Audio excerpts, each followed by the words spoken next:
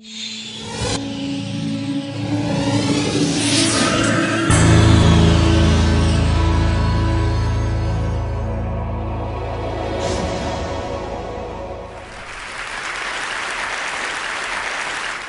room may appear to be holding 600 people, but there's actually so many more because within each one of us, there's a multitude of personalities. I have two primary personalities that have been in conflict and conversation within me since I was a little girl. I call them the mystic and the warrior. I was born into a family of politically active, intellectual atheists. There was this equation in my family that went something like this.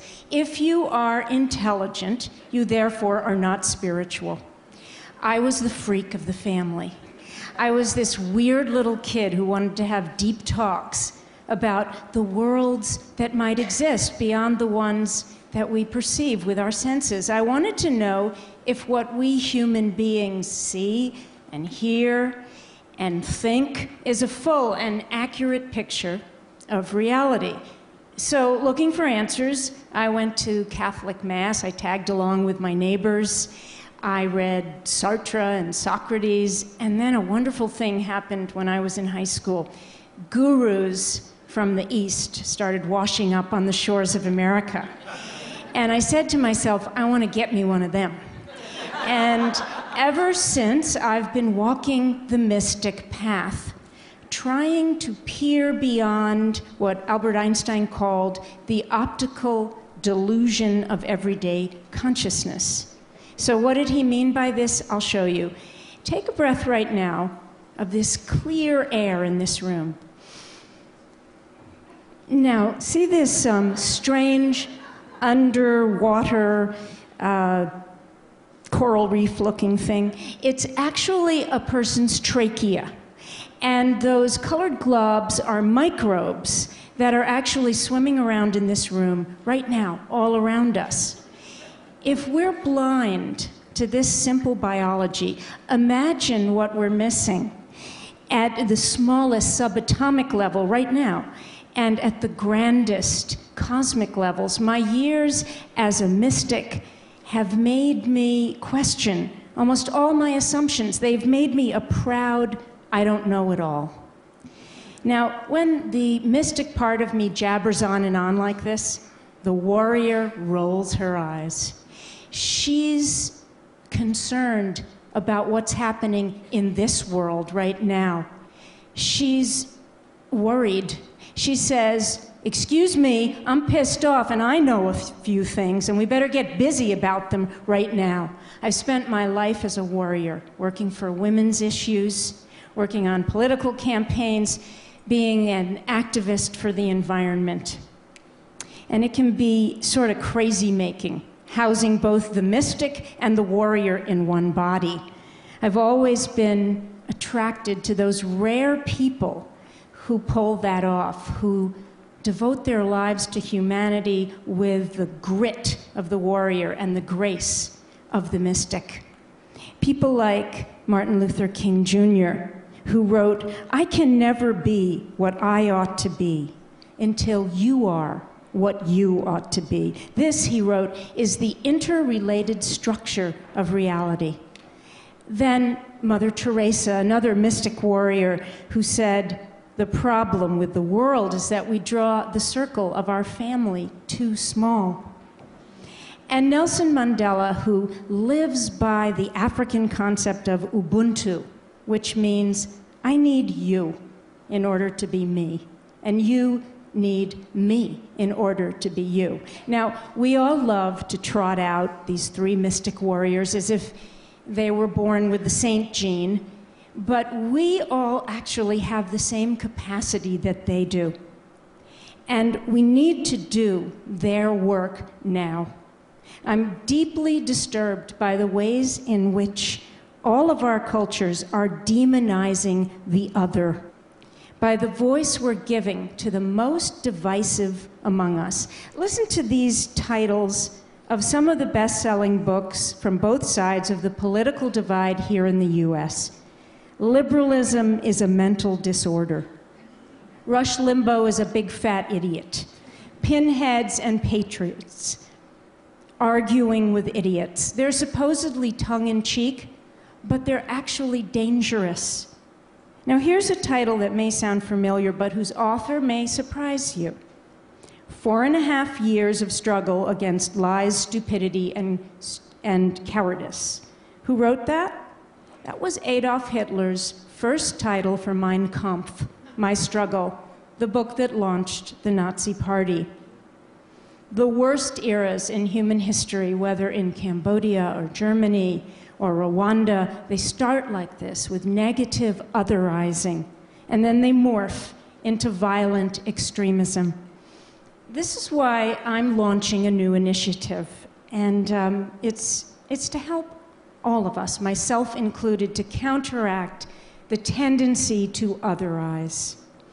And I realize we're all busy people, so don't worry, you can do this on a lunch break. I'm calling my initiative, Take the Other to Lunch.